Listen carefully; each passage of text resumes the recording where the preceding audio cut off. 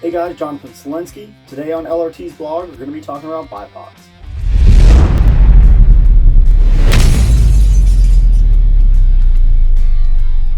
So we always get tons of questions on what bipods are the best, which ones are used better for certain applications, and what are the cost of different bipods. One, if you want solid bipods, just be prepared to spend a little bit of money. None of the ones that we're going to talk about really come in cheap, except for the Harris. And there are advantages and disadvantages to other bipods over the Harris as well. So the first one we're going to be talking about today are the Accu-Tacs. So these ones are the Accu-Tac F-Class model. I picked these up at a match last year, and I've actually started to use them a lot for my prone shooting, which is what F-Class is. So any stage that is solely prone, I've almost always started to pull these out. I was actually kind of surprised when I started to do it. These things are solid. There's no play. There's no wiggle room anywhere. There's no tolerances. It's super great, very solid bipod.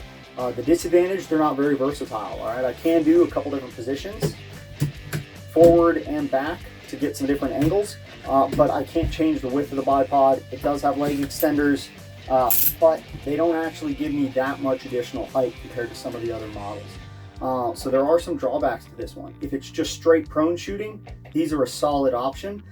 But if I'm doing anything like off the top of barrels or a combination of barricades and prone shooting, these aren't going to be my go-to.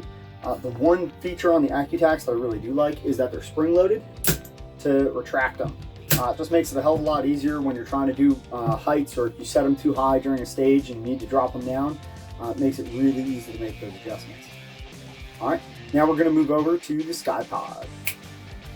Alright, the MDT Sky Pod. This is a solid option, super versatile bipod, but unlike the F-Class, there's a little bit of wobble in it. So when you're on some of those straight prone stages, there's a little bit of a tolerance that you're going to have to fight, but that's what you're going to get when you add in all the features that this one has. So not only does it have the ability to angle, just like the Accu-Tac did, if I can find the right button. Alright, I can angle it, and then if I have these backwards, it would angle it backwards, but I can angle these to a couple of different positions. I can change the pitch of each individual leg, so I can have a couple different combinations, which also allow these to get really tall. And I haven't even extended the legs yet. And then from there, I can pull the legs out. And this is their standard bipod. Like, that is a huge amount of versatility packed into this package. And these guys also offer a double pull, which has another leg extension, gets a little bit longer, and they've got a triple pull that you can do a borderline low standing in when you set it to the max height possible. And they're super versatile bipod, but you're also going to pay for that in the price. As out of all the options, or out of all the bipods we're going to talk about today, this is probably one of the most expensive packages. All right, next we're going to talk about Atlas. So the Atlas, this one has a huge following. It's a super solid bipod as well. It doesn't have a whole lot of play and tolerance in the actual bipod itself once it's attached. They were probably one of the first companies that started giving you the ability to put different angles into the bipod. So right now I have them set at a forward angle.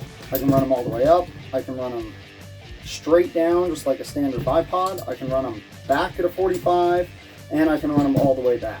So they can't even really be on backwards. You can do whatever you need to.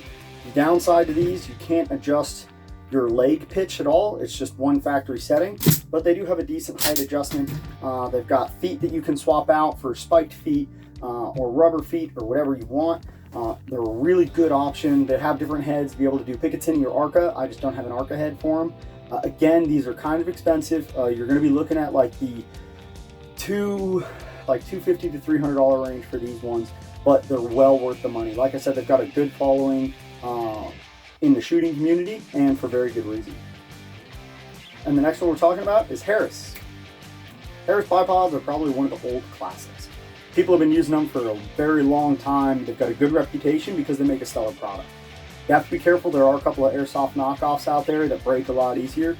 And there's a couple of features that you want to look for, especially if you're going to be using these for any type of competitive shooting.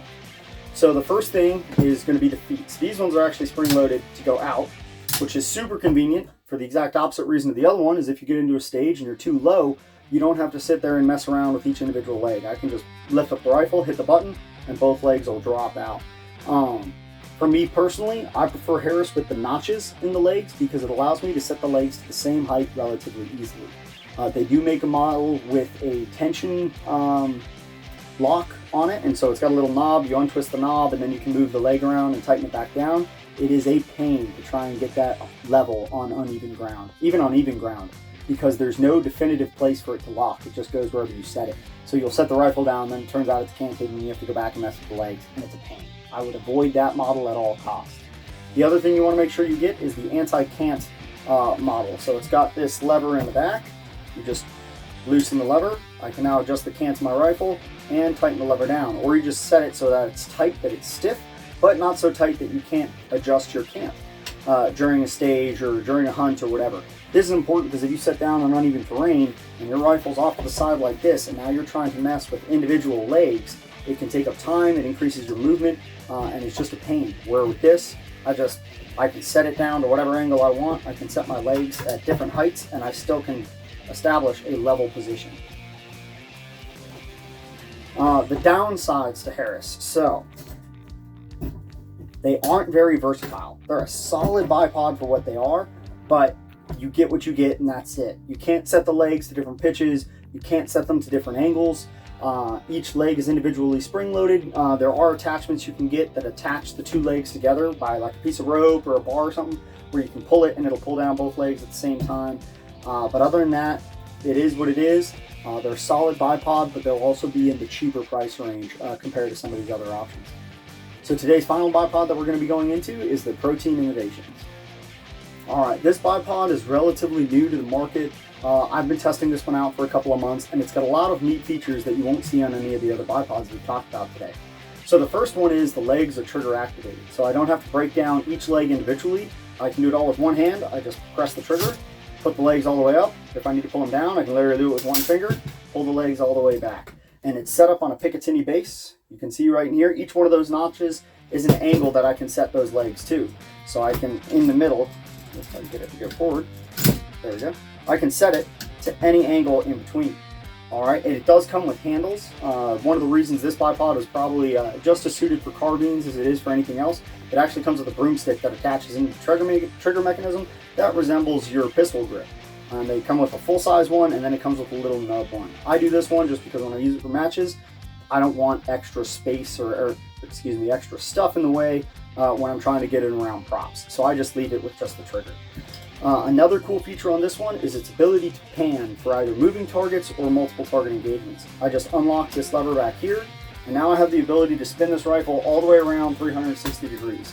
Not that I would want to do that with the rifle, but I can do that with the bipods, and it'll lock down on the other side. So now I've got a reverse pitch in my bipod leg. So if I had this set up on an Arca rail, I could run that all the way back here, have my legs on either side of the magazine, and I've now reduced the distance between my front rest with my bipod and my rear rest on my rear bag. So if I'm shooting on the top of a barrel, or I've used it on a couple of 2x6s for different stages, where I can bring this distance down so I can still use bipod rear bag, get a solid position.